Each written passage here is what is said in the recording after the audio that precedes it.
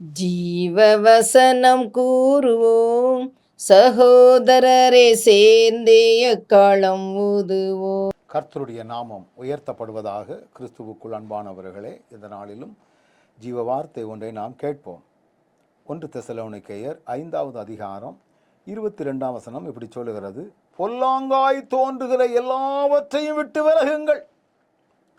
பொல்லாங்காய் தோன்றுகிறது எதெல்லாம் இருக்குதோ அதை விட்டு நம்ம தான் விலகணும்.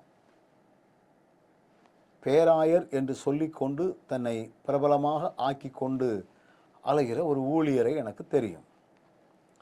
அவர் ஒரு கட்சியின் சார்பாக எம்எல்ஏவாக போட்டியிட்டு ஜெயித்திருக்கிறார். அந்நிய தேவர்களை வணங்கக்கூடிய இடத்திலே போய் நின்று கொண்டு பூஜை செய்து மேலே விபூதி அடித்து கொண்டும் நிற்கிறார். அவர்கிட்ட கேட்டால் நல்லா தெரியும் இது பொல்லாங்கன்னு.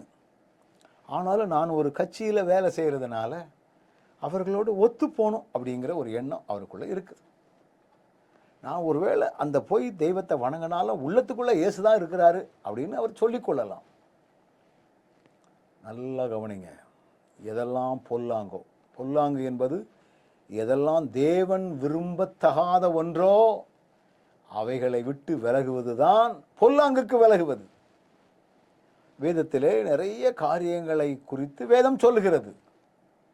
இன்னைக்கு நிறைய நேரங்களில் இந்த பொல்லாங்கான காரியங்களை விட்டு நம்ம விலகுகிறோமா என்று பார்த்தால் நோ. என்னதான் இருந்தாலும் உலகத்தில் தானே இருக்கோம். அதனால நம்ம அதை அப்படி இப்படி செஞ்சாதானே முடியும் அப்படின்னு நம்ம நினைக்கலாம்.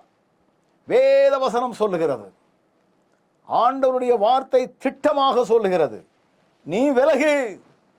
எதெல்லாம் பொல்லாங்கு என்று எண்ணுகிறாயோ அவைகளை விட்டு விலகு. தேவனுக்கு உகந்தவைகள் எதெல்லாம் இருக்கிறது என்று தெரிகிறதோ அவைகளை விட்டு விலகு. மனிதர்களை பிரியப்படுத்துகிற காலம் இதுவல்ல, தேவனை மகிமைப்படுத்துகிற காலம் இது. தேவனுக்கு உகந்தபடி வாழுகிற காலம் இது. தேவனுக்கு மட்டுமே மகிமை சேர்க்கின்ற காலம் இது.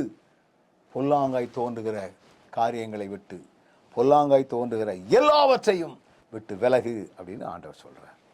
நல்ல ஆண்டவரே, ரொம்ப கவனத்தோடு நாங்கள் இந்த உலகத்தில் வாழணும்.